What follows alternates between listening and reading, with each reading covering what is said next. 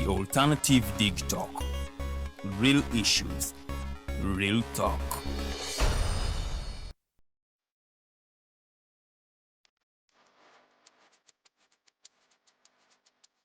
The Ugandan National Museum, a place where unforgettable memories are created.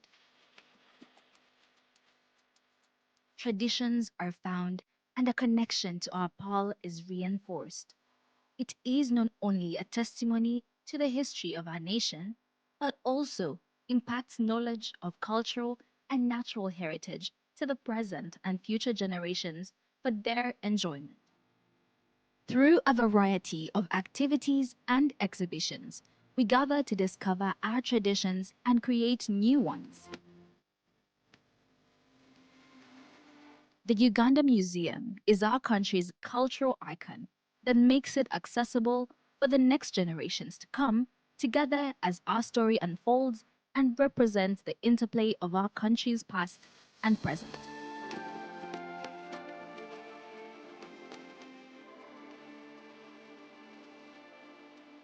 It is in our history, but also in how it has evolved to embrace optical satisfaction and new influences.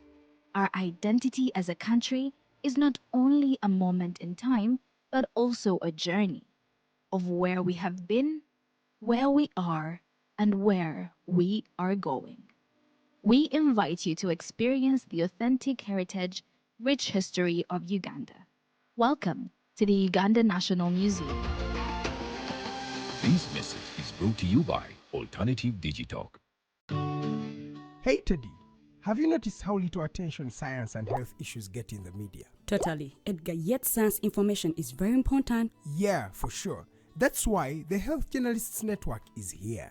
How can they help? They are a group of journalists dedicated to advancing public understanding of healthcare issues through impactful reporting on health and science. Oh, really? Yes, they meet up every month with scientists and researchers, policymakers, and activists at the science media cafes. They then relay what they discuss to the public. Does that benefit us? Oh yes, very much so. This helps with health and science literacy for a healthy Ugandan society. Okay. I love getting informed about science and health issues. Health information makes all the difference between life and death. I'll look them up and engage them. That's great. They are based all over the country. Oh, okay. That's interesting, and they should be making real impact. They are empowering health communities through journalism. Journalists can save lives just like doctors.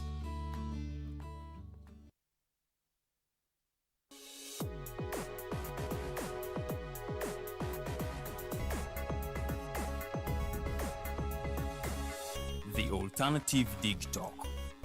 Real issues, real talk.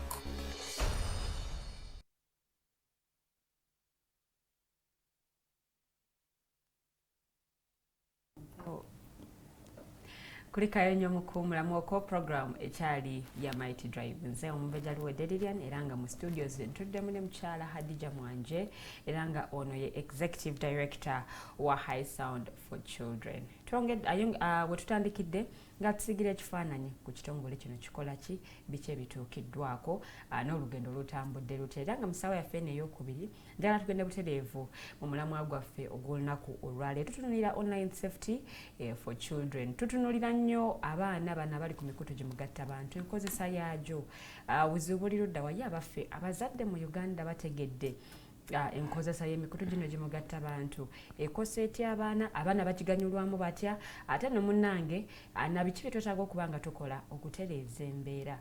Tulina abaana bangi ku social media, waliwo obuvideos obumu obulabise, waliwo akavidiyo kinalabako ng'omuzadde akuba omwana nga amubuuza bwe nakugulira essimu bino bye nakugamba okukola, bino bye nakutuma okukola ku ssimu, bino ebifaananyi bye nakutuma okukola by'oli mu kusindika obisindika oyagala b'obisindikira babifunemu ki? Obona obuvidiyo bwe butyo. Waliwo obuvidiyo obulala obw'abaana abakolera content ku mikutu gye mugatta abantu. Kibi expose nze kitya, is it for the good, is it for the best, oba kibi nnyo tukigaana abaana baffe. Benna nno mukyala Hadijah agenda kuba abyogerako. Content ali ku media houses, content oyo azimba abaana oba waliwo ekyetaaga okuba nga kitereezebwa yabaffe gavumenti mu nsonga eno eyingiramu etya byonna tugenda kuba tubyogerako njagala okozese Facebook page zaffe The Alternative Uganda ne Digital TV oteekeyo endowoozayo tube nga tutambula ffenna okutuuka ku ssaawa 4 ez'akalasamayanzi ensonga z'abaana so gwafunye ka link oba asobodde okugwa ku sheeno nsaba mube nga ate okagabirako munno tube nga ate tuyigira wamu mu kutereeza ensi yaffe ate n'ebitundu mwe tuwangalira mukyala Hadijah nkomyewo gy'oli bwe tuwunzikidde wadde oyogera ku nkuza y'abaana eriko ssaawa zino nti abaana bakutula nabo ku mmeeza emu tukkaanye ku nsonga ez'enjawulo but don't you think kino kyekiri mu kuwaganyaza abaana ssaawa zino nti tubawadde nnyo ebbeetu nti kati tuli mu dialogue nabo so nga ate edda kyabanga omuzadde n'omwana mwana oli mutuufu newe batuuso bingi ebikyuse nze we nakulira nayina mama wange ewaka ne taata wange ne baganda bange wa some big family nga tulina abaana ababa neighbor nga nabo weebali kati ng'okuva ku makya lwokeera wayanisa ebikunta byo nze nalawo nga nfuka ku buliri oba abaana bange sibakubira kufuka ku buliri wayanisa ebikunta byo mama wakola ki bwabuuzizza waali I remember one time twaliwa kafena ntwerabira okwambala empale ne batukuba emiggo nga tetwayambadde empale bayisaawa 3 ez'okumakya ng'omuzadde akola ki waali kati naye tulina kati abazadde abaagala okukola parenting bwe batagayidinze you cannot be a monitor nga toli implementa oba nkijjayo program bwe katugeze wano ku digital mwina program eno bwe mbeera n'omuntu wammwe abakulira ku team nga mukola naye mutambula kibanguyira okutambula obulungi because ali ku ground yes nembeera ne supervisor ng'abeereyo najja lwaki ako kayiseemu lwaki sound ebadde bweti kubanga tabadde nammwe tategeera nakibadde kivuddewa obuzibu buli ki parenting ffe tulina obuzibu tuve ku baana abazadde yes abaana balina weakness naye kubanga tetubagayidinze naye ate abazadde ennaku zino twagala kulaba nga bakoze bye twagala bakole naye ate tetwetabye mu kubibasigamu anti tugamba nti kati tukolerera abaana omwana wange mukoleredde essomero mwetutte kulitegeerekeka tabanja pocket money talina kyabanja kazibeere engoye kakibeere ki ne fees musasula mu holiday nga tanadda ku ssomero lwaki yeeyisa bwati anti kakati oyo si ye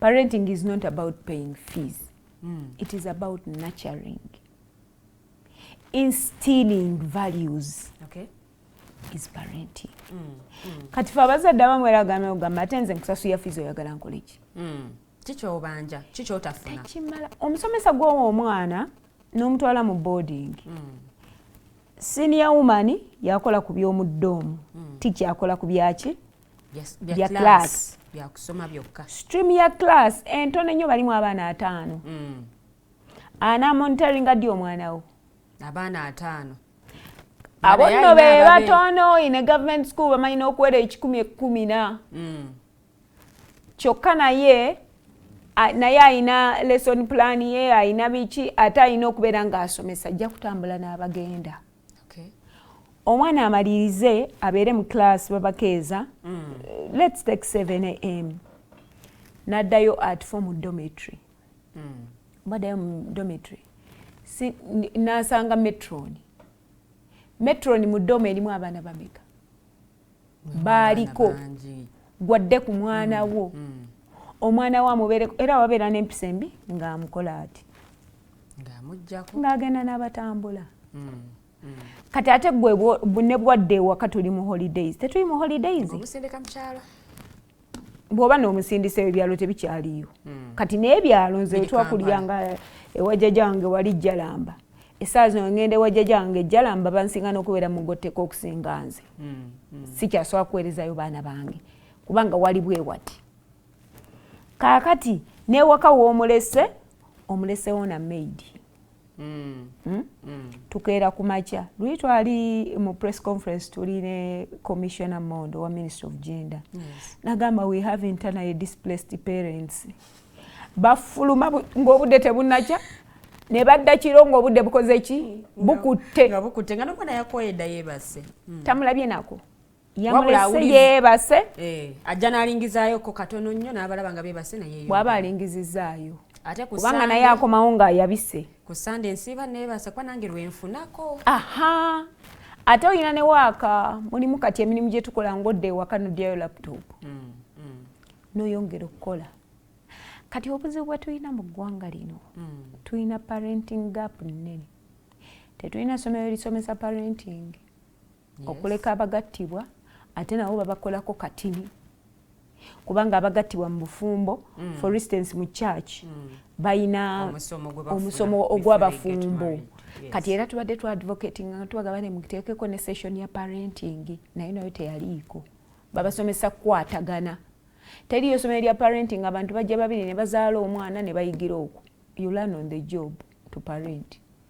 Oba okozesa gwe bye wakula ng'olaba bye wayagala okuapplyinga. Ate ng'abaana banjawulo nkugambye abaana tebakyali be bamu. Lwaki exposure y'amaanyi. Ffe twakulanga ng'okulaba TV osooka kunaaba. Ate mugisiibako. Ate mugiraba lw'eggulu era nga ne TV eggalawo. Mumulabika muzaaliddwa nga TV zeeka tezikyaggalawo. Ffe twakula TV ziggalawo. Omukaaga ng'eggalawo. Ate ng'eggulawo kawungeezi. Eggulawo ssaawa emu. Amawulire teriggalaba nga tonnanaaba. Ne radio yennyini mugiwuliriza ku mawulire ne gamala okugwa n'eggyibwako ne mwe ne mudda mu byammwe. Kugamba nga tewaliiwo a lot of distractions. Era distractions zetwalina nga kwepena. Nogenda ne weepena n'okomawo ng'okoye ne bakutuma amazzi n'oleka ekidomola ku mudumu n'odduka n'ozannya bye twalina. Osanga bakibbya. Naye mukyala Hadijah, let's get into the real topic of the day. Tutunulira online safety for children and inappropriate media content. Sawa zino, why would us be concerned about online safety? Kintu kivudde out of hand. Yeah, we should all be concerned because of what is bound to happen, because of what is happening. There is a lot happening online that our children are consuming. Twagenda tutya ku mikutu mu baana. Before, emikutu gino gyaliwo naye nga abaana tebagiriiko nnyo. Emikutu gino ginnyitira lwa COVID. Okay. Tugenda mu COVID time. Baleeta ebintu by'okusomeseza abaana online nze nabigaana ewange. Ne bagamba abaana bonna basomere ki online. Amasimu. Abazadde ne tukwata ne tuwa abaana ki amasimu. Omwana olaba omuntu mukulu abeera ali ku simu bw'ati bakasitoma ne bamuyitako ku mudaala. Because they're on phone. Ne mbeera nga munyumya message nejja n'akwerabira gwali wano. Ng'emboozi ebadde ekyakwajja. Nga mbadde mwogera ogenda okola gw'oyogera naye ng'ate ali enaaseka. Kati omwana. Ate twolwa okutegeera nti abaana babivaako tebali mu kusoma. Kubanga abaana bagendanga ku Zoom. Ne babeera okwo nga basoma naye ba teachers be bayinza okunyumiza ekyali mu Zoom classes. Yerabira n'ateekayo ebintu. Some children could just go on to see what happened. Zoom bweti. Lengera ne gundi mulengera. Lengera nga tawuliriza na byakola ki? Teacher byayogera. But there was a lot of unreadiness nga tuyingira emitimbagano ku baana. Okay. But it's understandable because there was a disaster. I like the fact that the Ministry of Education and the Uganda Communications Commission have come up with a digital agenda strategy. Eraga eyogerako era ku nkozesa y'emitimbagano muki mu masomero. And we all agree nti twetaaga okubeerako okutaasa naye kati lwakuba kye twagala ye policy. Twagala policy egenda okuyamba okuimplementinga strategy eno kubanga it is too broad. Naye kati we tunaafuna ate policy guiding obulungi kijja tuyamba. Kati abaana bagenda okugenda ku mitimbagano nga tetwetegese. Twagendayo because COVID yajja and we were all stuck and looking for options. Nga abaana bana tebasoma, abaana stories z'embuto zifuuse embuto, abaana bali mu kufuna mbuto, bannange tugamba nedda, let's provide online classes. Nzijukira abambi aba ministry ne bakubise ebiki materials ez'okusoma ne batandika ozitambuza nga amasomero g'abaana abasosola bafuna online. Because we were panel beating and seeing how do we keep the children in school. Yes. And that is how the children largely got onto the online platforms. Largely, because before parents would buy for their children tabs and what, but it was not very common. Yeah, it's not of importance that much. Yes. Yes. But when it was attached to learning, it became a necessity. Kati nti abaana okwata essimu eno n'ogimuwa n'omugamba yeekola waako ono naye nga tali kuwaaka. Ajja genda akebereko ebirala. I keep giving examples of children that I know are on social platforms naye nga tebalina masimu. How do they do it? The little time they access the smartphones, research atulaze nti most of the young people access the internet through smartphones and shared. Kubanga gwe jjagaano guli omwana w'essimu nze owange muguli ate nga bamukwano. Kakati owo nange nteeraayo nange njagala okubeera yeeyo. Kati era n'ekirala mu research ne yakoleddwa ekimu era kukyanguyiriza abaana okujja ku mitimbagano is how affordable data is right now, because even at 500 tulina abazadde bawa abaana pocket money wa mitwalo 5 kakadde. Yes. Kati data si nsonga. Naye n'ono gwe batawa nnyo tasobola kubulwa 5. Asobola okugaa kanteekeko 5 byange onkeberereko. Nteerayo ebifaananyi nina omwana gwe mmanyi namusanga ng'ali mugamba munne bambi I need followers and likes nyambuteereyoko ebiri ebintu byange tali nayo kitegeeza ne password ze yazigaba. Waliwo omuntu amurangira account ye.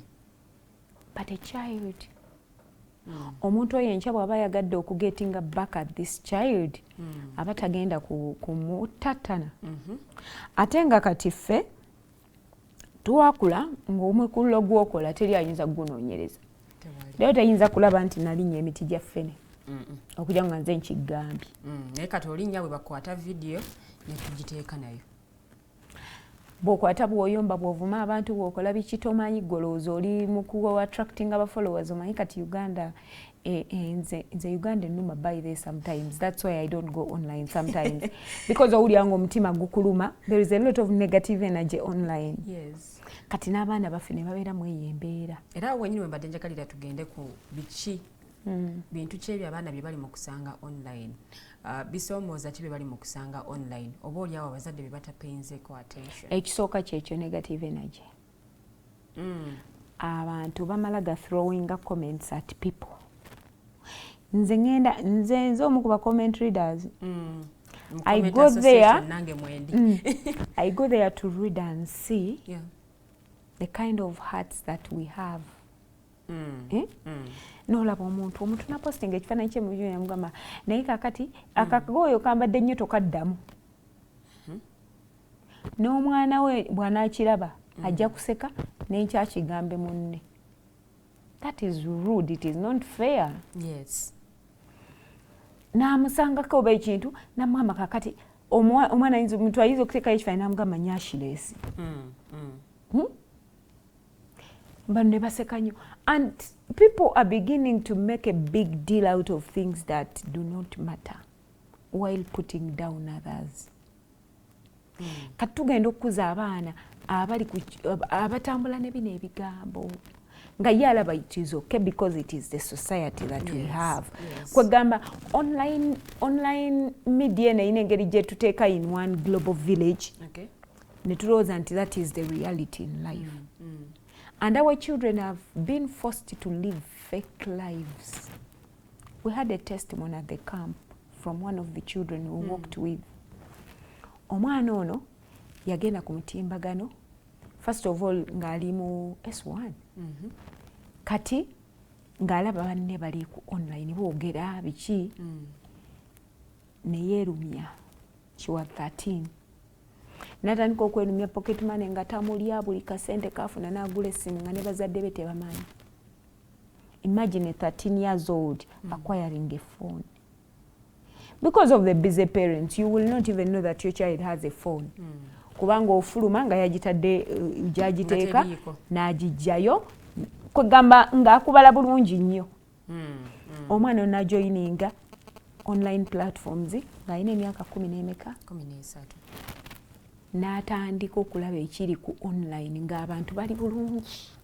Kubanga buli ateekayo ekifaananyi ekirungi, buli ateekayo here there, n'atandika okweraba nga ye abonaabona. N'atandika okweraba nga ye oba ali mu bulamu obw'okufuba. N'atandika okweyita ky'atali, naye n'atandika okuteekayo embeera naye nga sizize. Omwana ono yatuukanga kubanga n'essimu yali abbanzibe ng'alinda bazadde ne beebaka. N'akola ki? N'aggyayo essimu. N'abeera deprived of sleep. Performance ye ne deteriorating greatly. Because of the phone. So she lived a life that does not belong to her. We have many young people living a fake life. Many young people living a fake life, but they don't even know because they think it is normal. People do not know that there are people who are struggling. Buye kubanga alaba omutimbagano buli ali ateekayo ali bulungi. Abaana batadde pressure ku bazadde. Naye nga bye balaba babibeesinga eri. Bano bagenze out, bano bakoze batyo. Waliwo ka pressure ka cashier eriwo ku baana. Malls, they want to go. I think I was hearing someone saying it ku mirembe gyaffe. Awo kati abaana bakyakaliranga nnyo ku zi garden city nga bwebufa obwo obwakabi kati saawa zino malls ziriko. Kaakati abaana balina identity theft egenda maaso nti buli omu yeetadde mu kitaliiye. Oh, but do parents really understand these dangers? Do they even know what's happening? They don't know because they are not involved. Many parents don't even know that their children are accessing these platforms. Era nga wakananga ganzo omwana owange simugulyanga ku ssimu. Okay. Ne batugambye they share. Gwe omwana owo tomugulyanga ssimu naye gyali. I'll give you an example of my daughter. Whenever I talk about her, she says, "Mommy, stop talking about me." So I refuse to buy my daughter a phone. When she wants to chat, you give her your phone. Yes. It's easy for you to trace exactly the history of everything. Kakati, recently I found out aliku platform jembade simanyi. But when I found out, I didn't like crucify her.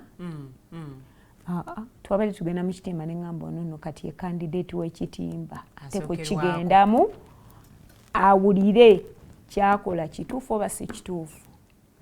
Ate namugamba naluvannyuma nga mami, how did you know? Namugamba munnange, you think you're brighter. So abaana bangi bali ku mitimbagano, abazadde tetumanyi naye nga gibakosa. Abaana beeyisa mu mbeera ze beeyisa, osanga omwana ewaka ng'asirise. N'olowooza omwana naye ng'alina kyayitamu. Ng'ate takyogera. Abaana bangi naddala abawala bamenyese ku mitimbagano. Twabadde ku kampa abaana ne bawandiika ebibuuzo ebyo. Twabagambye bawandiike kubanga yes, ne tubagamba bawandiike ne bawandiika. Messages twasinze okubeera nazo z'aba boyfriends online. Abali mu kubamenya emitima? They are seeing boys online. Okay. Like they are dating. I am dating this person. Is it risky? They don't know where I stay, but we keep chatting. Okay, this one I met. We have met once, but he does not talk to me. This and abana balese ensonga zaabwe ze bayitamu ku mutimbagano. Okay. Naye nga n'abazadde bayinza n'okuba tebalina kye bamanyi. Nina omuzadde aggalira abaana balina batinejazi bangi abaggalira mu kikomera n'agamba katulabe oba baagala kwenda bendera omwo bw'ayogera. But online a child can do anything. including sex gwe tusinga obbagobako. Naye mukyala Hadijah, content buli wamu waali. Tulina content online, tulina content ku TV, ku radios ezimu abamu bye bawulira. Ku zino platforms oba ku bino byonna, which one is the biggest threat? Offline and online. Lately, kubanga we have a migration happening right now. Okay. We are having a migration from offline to online. Tuli mu kuva mu TV content or consuming content from the TVs. We are now consuming online. Kubanga nze kakati sijjukira lunaku lwe natuula kulaba TV. Okumayisaawo eziwere. Ne ntuulaawo ne ngakati saa z'amawulire kankole bwe nti, but I watch news on my phone. Era ntegeera kati 7 PM waliyo amawulire nengalaba nga bagalese Naddala ati amawulire nenclickinga nendaba amawulire. That is the world we are switching to. Kati abaana ate bali nnyo offline ku TV. When it comes to TV, they watch more TV. Abaana balaba nnyo TV ate uncontrolled TV. Abazadde bambi abakola content bamuteekako rated PG. Naye abazadde tebakifaako. Bateekako rated PG-13. Omusango wa 9 yalaba. Ng'alaba. Naye n'omuzadde yennyini takimanyi kyekitegeeza. Okay. Akiwulira naye nga takola ki? Takitwala ng'ekikulu. Ate tulina content nga si w'abaana abo. Kati tulina abazadde abalaba abaana n'obusoopu. Balaba obusoopu nga balina ki? N'abaana. Omwana oyo ki kyayiga mu soopu eyo? Naye ati kati media house eno mu kulaga obuntu obuzannyo obwo naye efuniramu obulango. Anti obulango naye n'omwana we ayinza okugendera mu bulango obwo. Gw'oyinza okulowooza ng'essaawa zino tulidde ssente. Naye n'owuwa gy'agenderamu. We need that corporate social responsibility. Social responsibility eyo etegeera nti nange nga nze kyenteekayo in one way or the other kijja kukosaani omwana wange. Bwe kitamukose directly ajja kufumbirwa omuwala akoseddwa, oba ajja kufumbirwa omusajja akoseddwa, oba okuwasa omuwala akoseddwa. Kati tutegeere nti tulina obuvunaanyizibwa obwawamu okulaba nti tukuuma abaana. Kyova olaba emikutu nze ne bwe ntula bwe ndaba story nebeera ng'eraaniga bw'eti oba ne bateekayo omwana nga tebamuprotectinze. I go ahead and call. Noonyereza nze gw'olaba. Ne ntula ne mbeera ewaka kubanga abamawulire abasinga bakwano bange. Nenoonyereza nentegeera ani yakoze story nenoonya contact yemukubira. Namugamba naye lwaki awo tewakoze bwoti ne bwoti? Lwaki omwana oyo tewamubise? Kale wabise omwana. Naye wabise omwana ate n'olaga abakadde era ku kyalo bamutegedde. Naga ate ekyo saakitegedde kati era twakizuula nti bambi n'abamawulire tebabikola nga babigenderedde. Ensonga lwaki ngambira tubeera ne trainings. Ne mukyala Hadijah, ensoma empya essaawa zino yeetaagisa nnyo technology. Yeetaagisa nnyo omwana okukola research. Of course ng'akozesa ebyuma bikalimagezi. How are we going to protect these children without going astray and just focus on the studies? Ekigendo tuyambisa ku poliisi eno. Kyoba twetaaga poliisi. Kubanga strategy acknowledging the fact that we are in a digital generation. And technology has to take shape. And we are not saying technology should not, because whether you want it or not, the country is growing and the growth is good. But how do we make sure that in this growth of technology, our children are not affected? Protect the children. Let them grow with the technology with protection guaranteed. Bw'aba asomera ku mukutu kakasa nti guli safe. How are we going to regulate emikutu gino? Because do we even have the capacity as a country? We have. First of all, if we all work together, if for instance we are talking about education, if the Minister of Education works with the Uganda Communications Commission, ne tutegeera controls, tuba tusobola okukikola. bwe tuba tutudde the different stakeholders ne tujja wamu ne tugala tugenda kukola ku ki twagala kukola ku policy tugayidinge tibwe tuba tuintroducinze kino kitambula kiti. I went to one of the international schools in this country. I went nga njagala ku introducing our media clubs. Yes. Because I know their children are high level. This international school abana babakiriza essimu. They go to school with phones freely. And I was talking to the deputy head teacher. Tina yeka akati abana bane bajja ne masimu muba protecting mutya. Nangamba ye anti kakati amasimu bwe bukeera ku macha. They all know there is a basket for phones. So they leave them switched off in the basket. In case I have 2 phones, how are you going to know that I have 2 phones? Even away from the 2 phones. Yes. I can put my phone there. I go to school to study, come back, pick my phone. For probably 2 hours, tubeera n'amasimu then ne bagatuggyako ne twebaka. That is not control. It is not control at all. Okay. Because when you're denying access, but you're not controlling how much I consume. Omwana asobola okubeera kuno bagambye babeerako like once a week. Naye byakolako once a week. Mu bbanga yino lino ettono kati n'ebbanga ly'ayina essimu okumotya. Okay. Did you ensure that social media is blocked? Nga tekuli platforms ezo? Because if they are for learning purposes and we agree, children have to learn. Ne bwe tuba tugambye kale search engines zisigaddeko Google. How sure they are not going to search for content that is not age appropriate? How sure are you that they will go on? Twabadde tukola survey nga tubuuza abaana. What do you do online? Bagendayo kuzanya games. Bagendayo kunoonyereza kuba celebrities. Yes. What's happening? Bagendayo ku searching topics ze batamanyi. For instance, omwana ayinza okusanga ekigambo nga takimanyi kyekitegeeza n'agenda n'akinoonyereza. Abamu bagambye bagendayo kuwuliriza enjiri. Abamu bagambye bagendayo just because everyone is there. So we also go there. Kati ku baana bano aha n'abalearning babaddemu. Yes. Naye nga obwedda buli ayogera learning bonna nga baseka. Lwaki baseka? Kubaga bakimanya alimba. Ochegeera. Era obwedda bwe bagamba I go there to preach to do what? To access the gospel. Nga banne baseka. Why were they laughing? Because they know they were lying. So, waliwo abasomera Bible online. Anze eyange sigisomera online.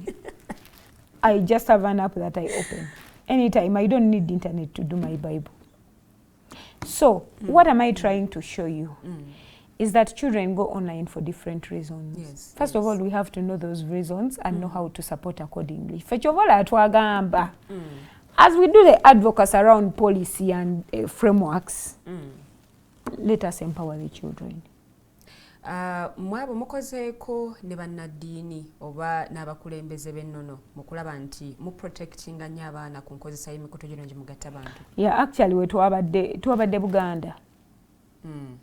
Twabadde Buganda ku Mande. Okay. Eri.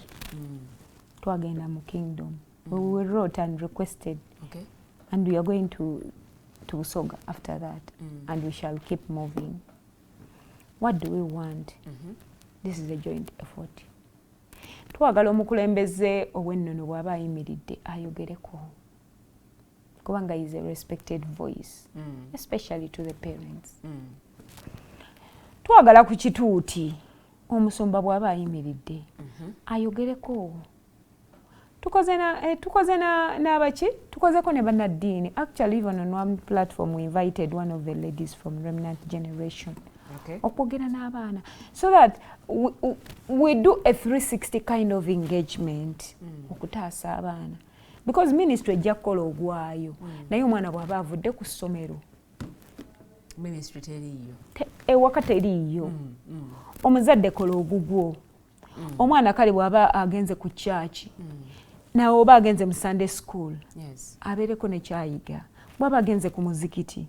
Abeereko ne kyayiga. naye bye bikyakola mu kacyo kano ebyaki okuba nti abaana basobola okugenda ku mizikiti at least ne babaako that time mu bakatuliki balinanga okusoma omugigi abakristaayo still omusomo ogwo gwe basoma ne bateekebwako emikono mu kacyo kano bikyaliyo anti kakati what you do you can influence the people that handle the children to sneak in a message on online safety.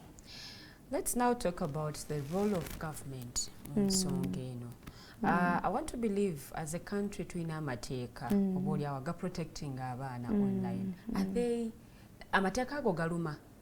Sorry, gakola? Amateeka ago wegali era twebaza gavumenti olw'amateeka agamu agakoleddwa.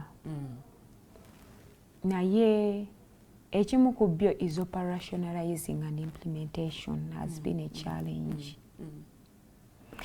Nti ate naye ate oluusi obasase gutuuka ku baana nga bwe nkugaye for the policy we need it. I will continue to sing the policy until it comes. I will continue to sing because it will guide what we want to see broken down, because it is still vague and too wide to implement. If we can have a policy that speaks properly, a policy eyo nja gyogerako paka buli nafunanga akazinalo nga njogerako. Okay.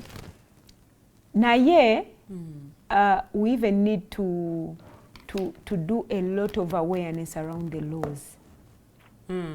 Amateeka tegamanyiddwa bulungi. Tegamanyiddwa. Yes. Kati ate gamanyiddwa mu area eri endala ey'ebyobufuzi. Okay. Nti lijja kuluma nga mulimu ebiki ebyobufuzi. Neffe twagala lirumeko nga kuky'abaana.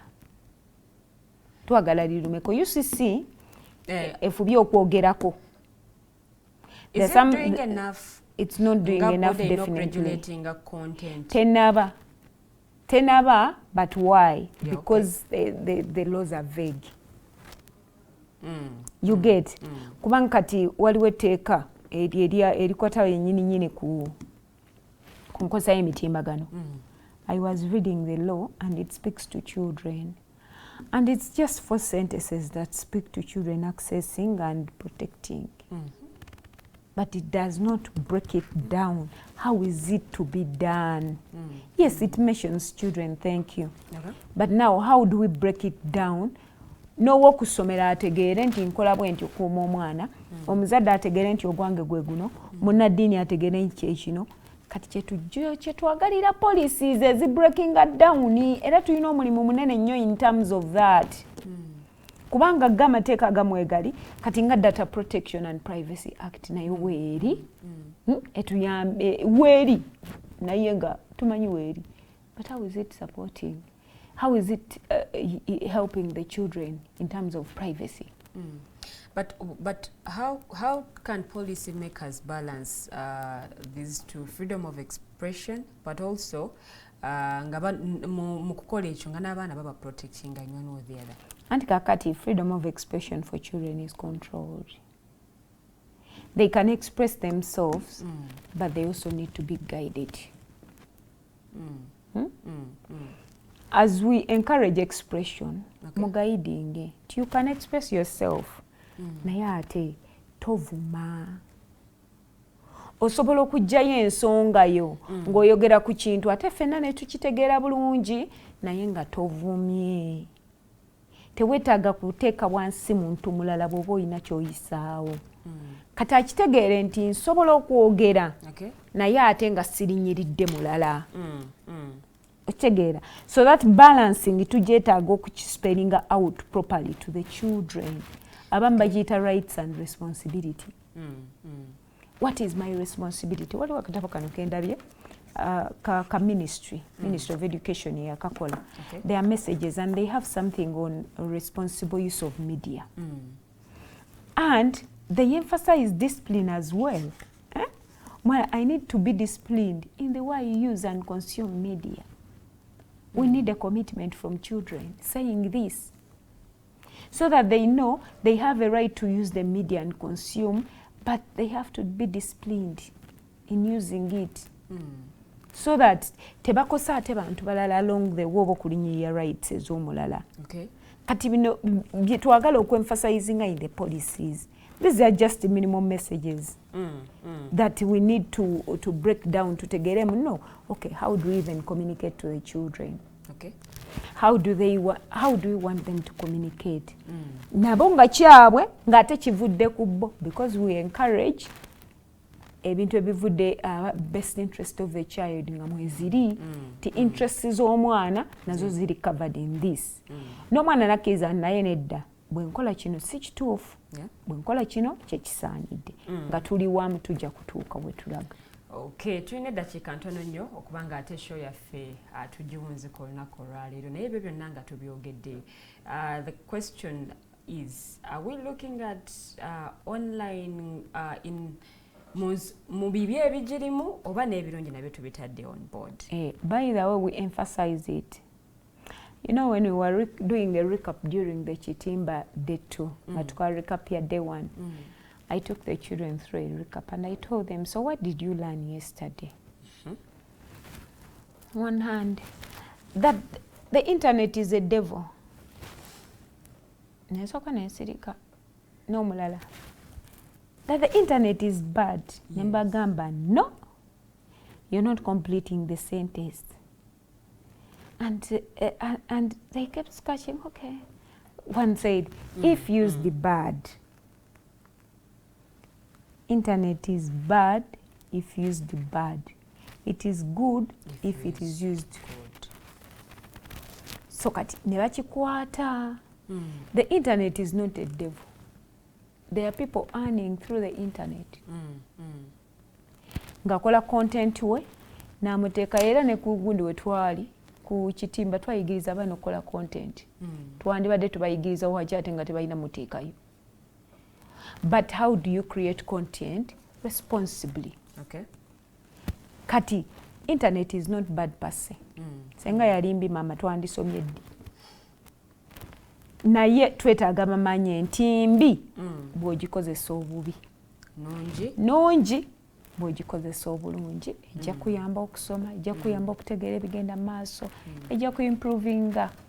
But ng'ogikozesa bulungi, kyokka bw'ogikozesa obubi n'okeera ku makya n'oteekayo enjogera ennaku zino abantu buli omu enkya tulina omukululo era tu-emphasizinga nnyo omukululo. Twabadde tutambulira ku mulamu ogugamba nti creating a clean digital footprint. Yes. Buli kyokola online oli gwe mu kukola mukululo gwo. Leero bwe nteekayo ebintu nze nga nkyali mu media, I admit I used to happen a lot. And the happening emitimbagano gyakajja Facebook, I think yakwata Uganda in 2006-5. Nali nakajoininga media, natandika kukola media 2005. Kati with all our excitement, celebrity osoma amawulire, nga buli kimu here at the beach, oyambadde bitya. Olwayo Facebook ereta memories nengamba, okay, was this me? Oh my God, was this me? But I didn't have anyone to talk to me about safe internet usage. If I knew, I would be careful that I was creating a footprint that will come back to haunt me after some good years. After some good years. Today, genda osabe visa. Bagenda kusaba social zizo. Kiki kye banoonyaako. They are looking for what this kind of person yani. Duli tuina group mwe tu discussing ebintu bya safety online. And omukuba partners ya sharing akantu nga kagamba nti omuntu nga ba declines omuwa visa because of the behavior online. So it is serious. And if we don't guide our children, tomorrow they will miss out on opportunities that they did not foresee. Naye tuli mu kiseera nga technology ali waggulu. Wagambye nti kati abaana obwongo bwabwe bwogi nnyo n'okusinga ffe we twabeereranga. And access to information is easy. Have we learned the bad and left the good of technology and social media? And kati ffe tulina kibagamba. That there is the good and there is a bad. It is your choice. So that omwana alitegeera nti bakola ki? Twakula ffenna batugamba ti toyizannyira wano. N'otegeera nti awo tebazannyira. Bw'ozannyirawo ebijja byonna biki? Era ogamba maama yaŋŋamba naye saawulira. Ne mukyala Hadijah, society gye tuli mu ssaawa zino bw'oyita ku mikutu gye mugatta abantu, it speaks a lot to what's happening in the country, mentally and physically. Buli muntu ateekayo content. People mentally sick. Yes. Me, that's what I saw on the internet. When I go to the internet, I see people who are mentally sick, people who are rude, people who are not kind. Ndowooza embeera abantu kati baagijja mu kwogera. Omanyi abantu tebakyayogera. Kati buli kimu baakizza kuno. Eno gye bwayise obubaka tukyasobola okudda mu paasi entuufu ng'abantu kati society yino bweti bwetunudde. Kisoboka singa twogera. Tetugenda kukoma kwogera. Gino emisomo we tuzze tugikola n'abazadde batuuse ne bagamba n'oba mutegekeyo n'egy'abazadde. And I was telling my colleague tukulira abazadde bonna ababadde abalesa abaana mu kitimba tubeere ne meeting yaabwe. Mwogere nabo. Tutandike nabo. Because we need to impact nabo temamanyi kubanga nze nkugambe teriyo somero lyatusomesa bintu bino. The Facebook yajja ndi mawulire ate nina okuteekayo amawulire kubanga balina okummanya nange neteekangayo. Teri yaŋŋamba nti kino si kirungi kuteekayo kino kiri fine teri yaŋŋamba. Okay. Olwaleero lwe nkiraba ne ŋŋamba bannange ono nali nkola nsobi bino nga kyasukka. There are pictures that I find and I can't reshare. Whenever you find a memory that you can't reshare, just know it wasn't appropriate. The conviction that you get is enough. Kati fesasira abaana bafa abakulidde kuno. Okay. Osanga abaana as young as 13 bali ku TikTok, they are creating content. Mukyala Hadijah, I love the fact that oli munnamawulire. Field yaffe eno contributing etya mu kutereeza society for the good and for the bad. Tekoze bubi ne mu area y'abaana tukyababanja. Okay. Oba twebanja kubanga nange mwendi. Actually nze kyeki pushingisa nnyo. Buli space nenfuba okweteekayo. Kubanga tukyetaaga okukola ennyo mu area y'abaana. What are we doing for children? As I sound for children, twakola survey on our 3 dailies, newspapers. Tulabe how they cover children, how they portray children. Twakizuula mu kunoonyereza kuno nti abaana tubakavalinga waliwo ekibatuuseeko ekibi. Omwana asobezeddwako, abaana badda ku ssomero, abaana ne twogera ku nsonga z'abaana. Abaana bawummula jaamu mungi nno. Gwe tusinga okwemulugunya. Abaana bali mukumula bano omutwala bye n'ejjaamu. Kwega abaana okubeera tandika okudda nga tuli beeraliikirivu already. Kakati stress aliwo wa fees. Banaye fees. Banaatera okuddayo. Kati naffe abamawulire twafollowinga kalenda eyo.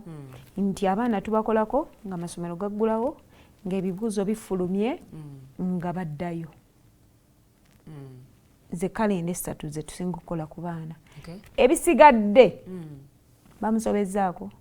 Muzadde we yamutulugunyizza ka video kafulumye. Olwo ffenna ne tuvaayo inamuzi.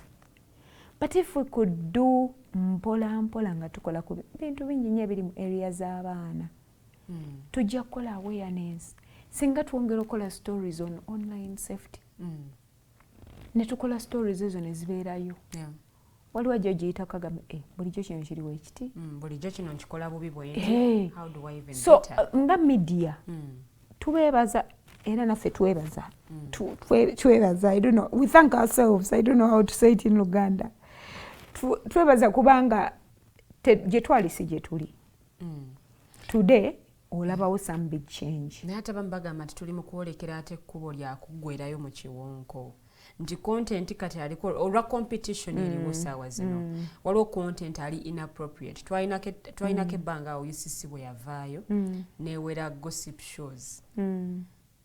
Ne babagamba okay, mba mwagala zirunning muzongereyo obudde. TV zino ezimu kye zaakola rebranding the shows, coming up with new names, content nga takyuse nnyo kiri awo. Ate abaana bamulaba. ate nabo nze nkugaye tugenda masomero tukola media clubs zikulaga ki ekiri mu baana ne kiba consuming kubanga obagamba okukola ebintu bye bakola era bye babange waka bamukuba bazanya skit olagamba jangu yitawo ngotegeero yayagala zanya character yo kuba kyalaba kati buli mwana azanya ekimuli mu mutwe kye bazanya era kye baleeta kubanga they perform in groups abaana kye bayingiza kikulu so kati emitimbagano emikutu gy'amawulire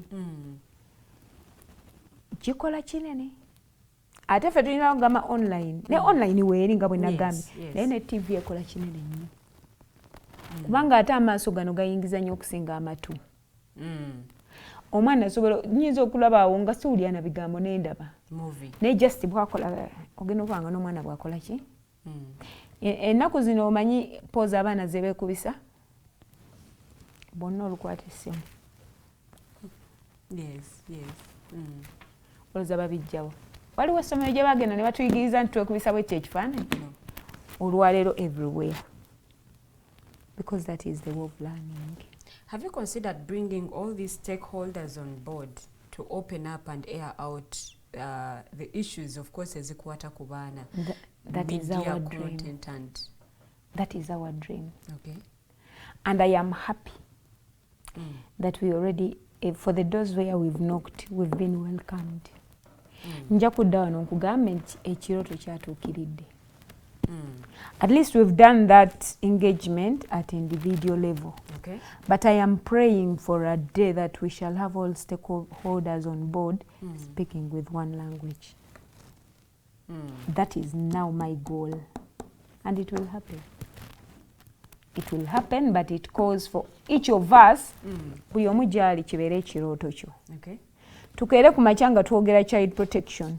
Ng'owa civil society bw'ayogera akwatagana n'owa gavumenti n'owa UCC akiraba n'omwana ng'asobola okitegeera lwaki nina okukuumibwa nga takiraba nga mmwe abamuteekako force eno yonna kumulemesa ekikye naye ng'akimanyi nti bino byonna byange babikolera nze it's in my interest as a child.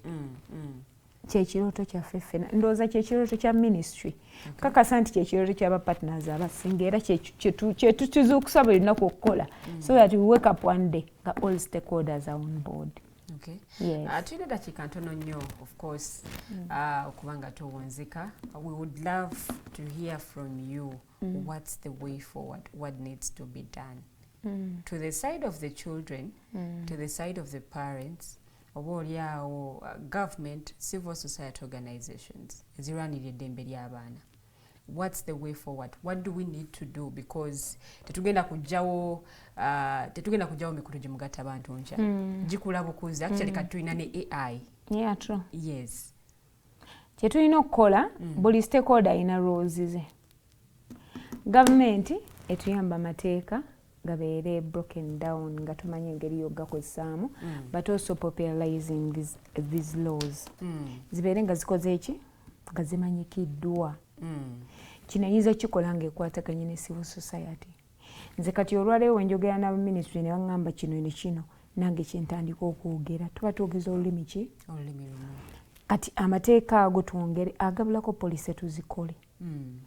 Eri omuzadde abazadde bane tubeeremu ng'enjogera ennaku zino bweri abazadde mulinga ababalekeredde tubeemu abazadde tubeemu. Let us speak interest in the issues of concerning our children. Tumanye ebikwata ku baana baffe tumala gagula buguzi ssimu. Be responsible mu kusooka ng'omanya naye omwana wange biki byaliko. Abazadde tubeemu banaye tulina gap nnene ey'abazadde. Okay. Kati ya muzadde mukwano fuba okulaba nga oyambako omwana wo kubanga bano abaana tebalina guidance. Omukozi gw'omulekerwa emyaka 15 ate naye alina essimu naye agenda funa bantu abamukubira nga beebo. Kyokka ate omwana wo atandika omulaba nga role model gwe yeegomba. Tumuyita aunt. Ye house manager gwe wabivaamu. Kaakati abazadde tubeeremu. togula bugozi simu. Mwina courses emuwa eza digital literacy eri abazadde. Twagala zitandika. Okay.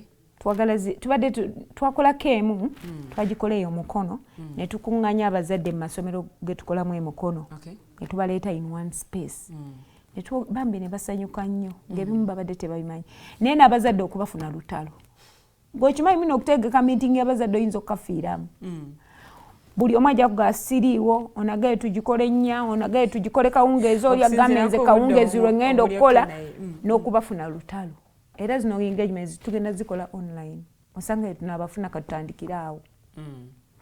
Kaakati eri omuzadde kola ogugu. Tozaalira ggwanga. Omwana wa ggwanga naye ye gwakuze. Naye oli twakuzibwanga era anti kati society tekyakuza olwaleero munnange ne bwe nabadde nzija wano eyampise yampadde Google map. Nampeereza pin.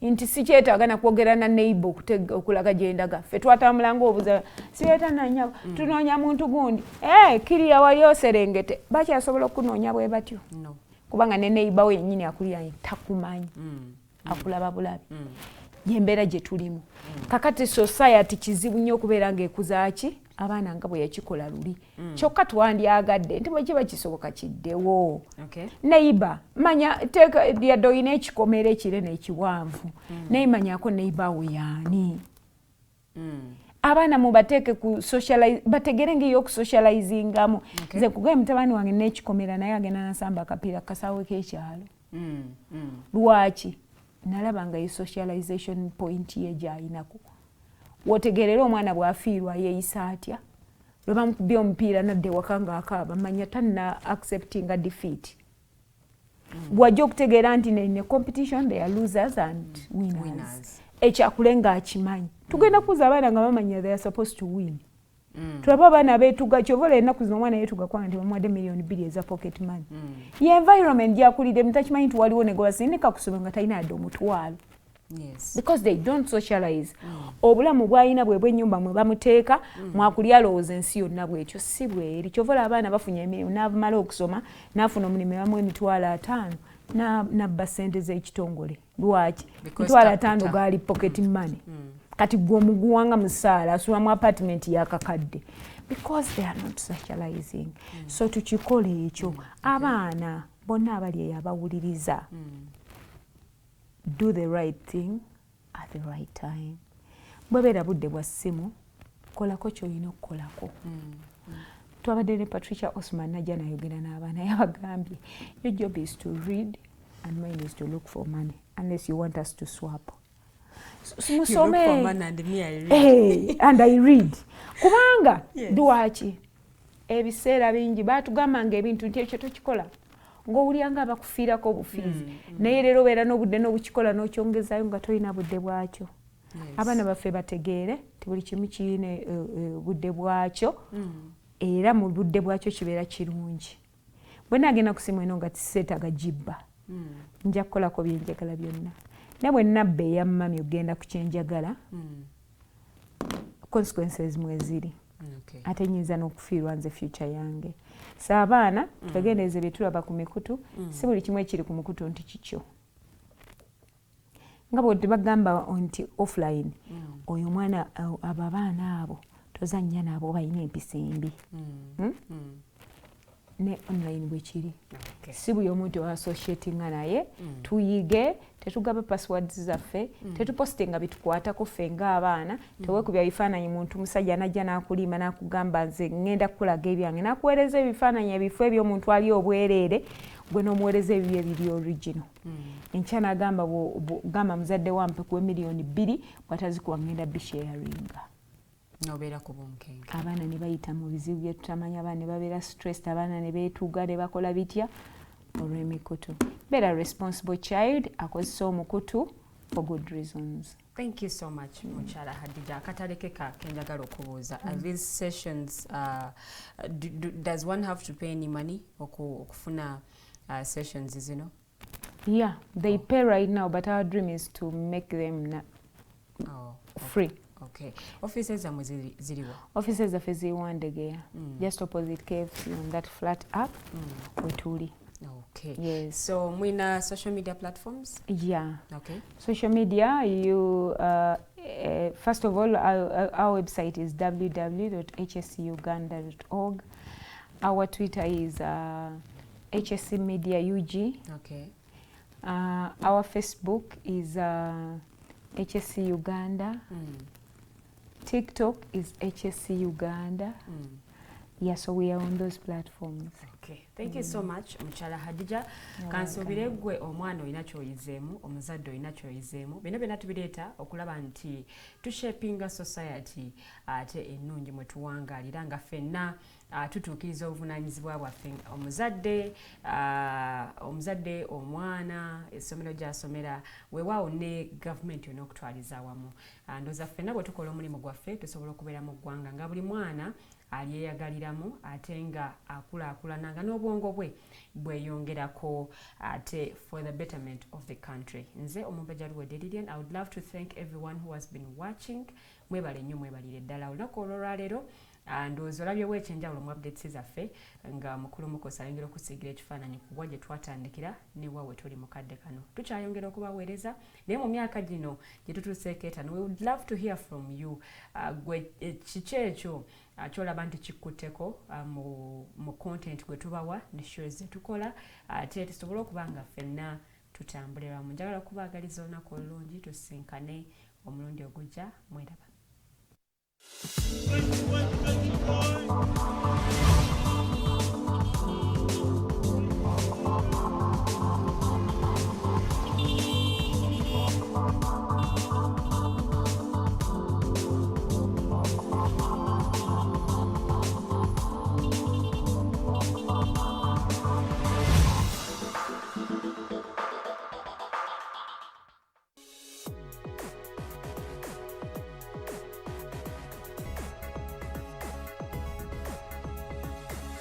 The Alternative Dig Talk. Real issues, real talk.